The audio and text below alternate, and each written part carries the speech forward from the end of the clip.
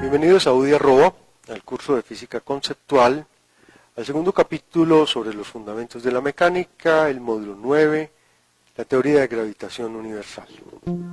Después de estudiar este módulo, usted estará en capacidad de resolver los siguientes problemas y contestar las siguientes preguntas.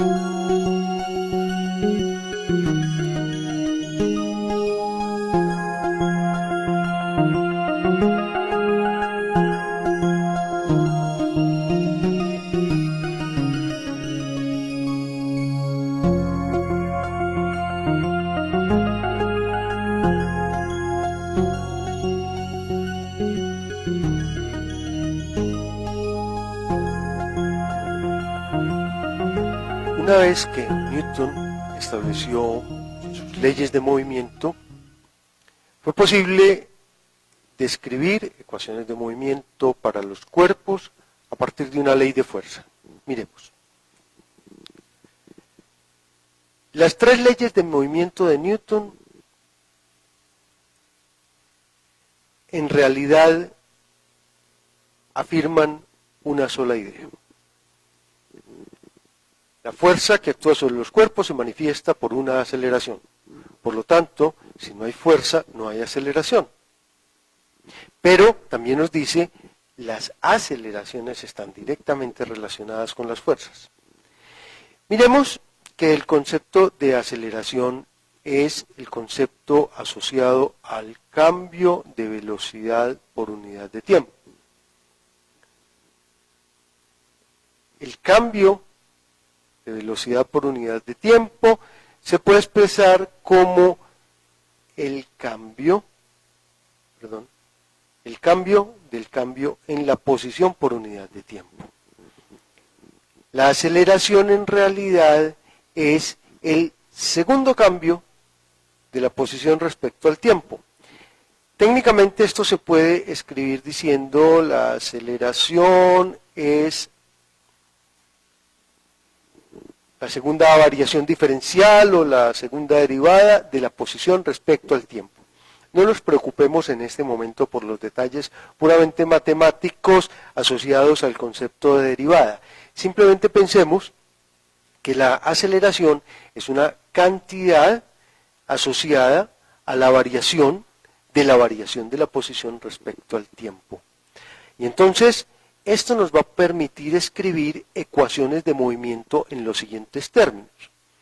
Si yo conozco una función, conozco o puedo conocer una función de la posición y del tiempo, entonces puedo escribir la fuerza en términos de la posición y el tiempo igual a la masa por la segunda derivada de la posición respecto al tiempo al cuadrado.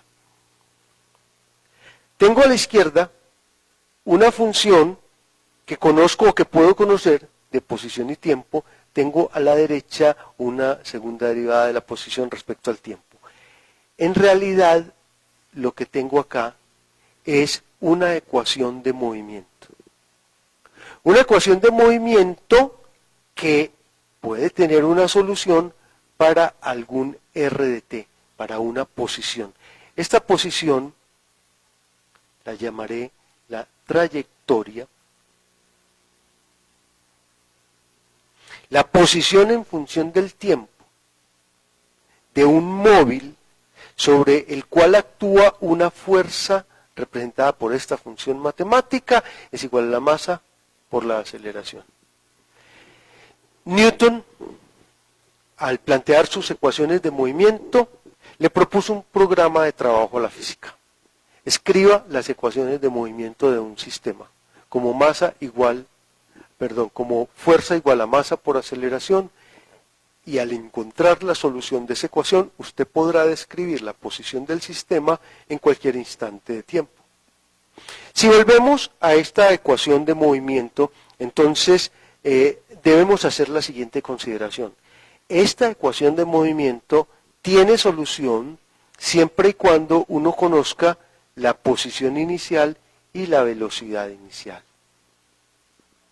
Entonces, dada la ley de fuerza y lo que llamaremos las condiciones iniciales del sistema, es posible resolver una ecuación de movimiento, es posible encontrar la ecuación de la trayectoria de un sistema.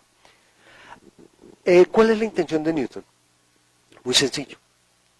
Newton supone que el movimiento de la Tierra alrededor del Sol es un movimiento debido a una fuerza. Por una razón muy sencilla. Si la Tierra tiene un movimiento que no es uniforme y rectilíneo, es porque sobre ella actúa una fuerza. Asume que esa fuerza la ejerce el Sol, conoce por las leyes de Kepler las trayectorias que describe la Tierra y ahora tratará de utilizar sus propias definiciones de movimiento y lo que se conoce sobre la trayectoria para encontrar una ley de fuerza. La ecuación de movimiento, nuevamente volvamos a esta expresión, la ecuación de movimiento se puede decir que es analizable en las dos direcciones. Dada una ley de fuerza, usted puede calcular la aceleración que actúa sobre un cuerpo de masa m, o viceversa. Si usted conoce la trayectoria y la masa del cuerpo, puede determinar la ley de fuerza. Entonces, esta ecuación funciona en las dos direcciones y Newton utilizará su conocimiento sobre los sistemas físicos para poder encontrar una solución al movimiento del sistema planetario. Veamos en esta primera gráfica lo que representa la trayectoria de un sistema sobre el cual actúa una fuerza. Y vamos, aprovechando las características vectoriales de la representación de la fuerza, a hacer unas definiciones bastante prácticas. En cualquier punto de la trayectoria, puesto que no es una trayectoria rectilínea y uniforme, nosotros podemos asumir que está actuando una fuerza que vamos a representar por este vector. En ese punto de la trayectoria yo puedo definir una perpendicular y puedo definir una tangente a la trayectoria. Estas dos direcciones, que son perpendiculares entre sí, me permiten hacer una descomposición de la fuerza como una fuerza tangencial y una fuerza perpendicular. Entonces, vamos a identificar la acción de cada una de estas fuerzas sobre el cuerpo. Habida cuenta de que siempre que cambie el vector velocidad podemos hablar de una aceleración, vamos a ver que el vector velocidad puede cambiar o bien porque cambie su magnitud o bien porque cambie su dirección, y entonces lo que vamos a hacer es que la descomposición de la fuerza general en una fuerza tangencial y una fuerza perpendicular, que aquí le vamos a llamar una fuerza central, es como si instantáneamente el cuerpo describiera una trayectoria circular y esta es la fuerza hacia el centro de ese círculo, también la llamaremos una fuerza centrípeta. vamos a ver que cada una de estas componentes de la fuerza general producen un resultado diferente en la trayectoria del cuerpo. En primer lugar, consideremos la acción de una fuerza que actúa en la dirección del movimiento. Entonces, si una fuerza actúa en la dirección del movimiento, la aceleración que se va a producir será en la dirección del movimiento. Digamos pues que el resultado de la acción de una fuerza paralela al movimiento es cambiar la magnitud de la velocidad sin cambiar su dirección. Miren, actúa la fuerza tangencial cambiando la magnitud de la velocidad sin cambiar la dirección. Aquí consideremos que la velocidad inicial tiene una dirección contraria a la de la fuerza, entonces vamos a obtener como resultado que la magnitud de la velocidad cambia. Si esta es la magnitud de la velocidad y esta es la magnitud de la velocidad final, la acción de esta fuerza contraria a la velocidad es reducir la magnitud de la velocidad. En ambos casos, una fuerza que actúa en la dirección de la velocidad y otra fuerza que actúa contraria a la velocidad producen variaciones en la magnitud de la velocidad sin cambiar la dirección. Ahora miremos lo que sucede con la fuerza perpendicular a la dirección del movimiento. Cuando la fuerza es perpendicular a la dirección del movimiento, cambia continuamente la dirección del movimiento sin cambiar la magnitud de la velocidad. Entonces, miremos acá que si una fuerza arbitraria se puede descomponer en una fuerza perpendicular y una fuerza tangencial, lo que estoy diciendo es la fuerza se compone por una sumatoria de vectores, una fuerza tangencial más una fuerza perpendicular o una fuerza central. Puedo independizar las acciones de esta fuerza diciendo la fuerza tangencial produce un cambio en la magnitud de la velocidad. En cambio, la fuerza centrípeta produce un cambio en la dirección de la velocidad. Este vector, el vector U sub B, es un vector que indica una dirección y tiene una magnitud unitaria. Entonces, con la primera expresión quiero decir, hay un cambio en la magnitud de la velocidad asociada a fuerzas que actúen a lo largo de la trayectoria. Y hay un cambio en la dirección asociada a fuerzas que actúen perpendicularmente a la trayectoria. Este importante resultado y esta construcción vectorial va a tener muy significativas consecuencias en lo que vamos a describir a continuación. Consideremos el movimiento circular uniforme de un cuerpo. El movimiento circular uniforme de un cuerpo es aquel que describe un cuerpo que gira siempre a velocidad constante alrededor de un punto. Entonces, aquí en la gráfica tenemos un cuerpo que está girando a velocidad constante, es un cuerpo que siempre recorre la circunferencia en el mismo periodo de tiempo.